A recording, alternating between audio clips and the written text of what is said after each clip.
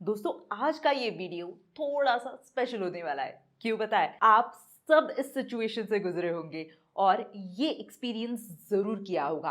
पता है, मेरी जो सबसे पहली फाइनेंशियल एजुकेशन मुझे जो मिली थी वो किसी और से नहीं मगर मेरे पेरेंट्स से मिली थी। मुझे आज भी याद है किस तरह हर सैलरी मेरी गायब हो जाती थी and I was getting frustrated और मैंने मेरे पेरेंट्स से ही प्रॉब्लम शेयर की।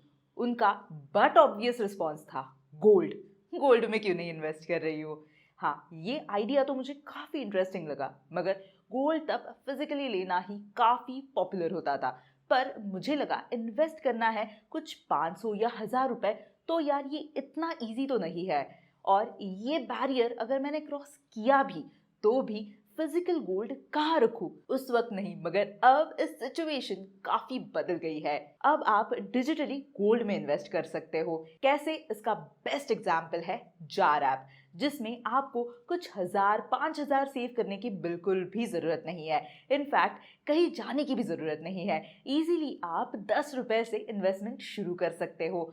I mean, isn't that so convenient? जैसे मुझे आज भी याद है कि मैं बचपन में कैसे डेली कुछ ना कुछ पिगी बैंक में डालते जाती थी। वैसे ही same to same jar app है। चाहे वो पैसे बर्थडे के टाइम में मिले या फिर नानी के आने के बाद, कुछ पैसे ऐसे ही मिल जाते थे और वो सारे पैसे मैं कोशिश करती थी कि डेली किसी ना किसी बहाने से सेव करूं।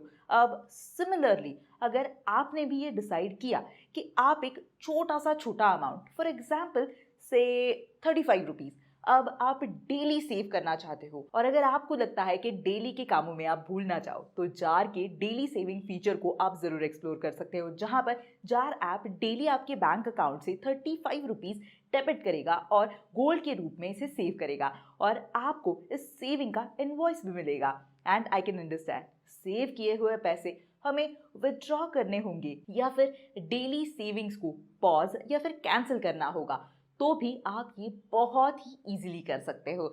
यानी कि आसान भाषा में दोस्तों, आपको एक साथ हजारों रुपए का गोल्ड में इन्वेस्ट करने की बिल्कुल भी जरूरत नहीं है।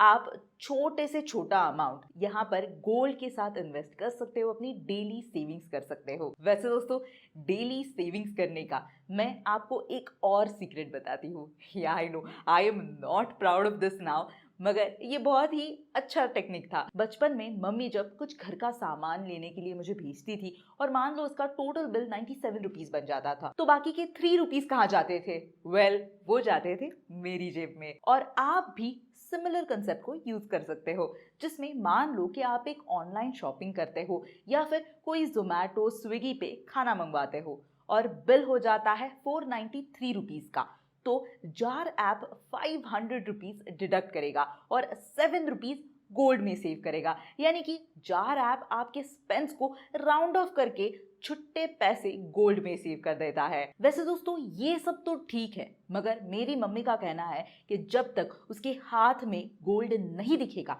तब तक उसे गोल्ड इन्वेस्टिंग का फील ही नहीं आएगा।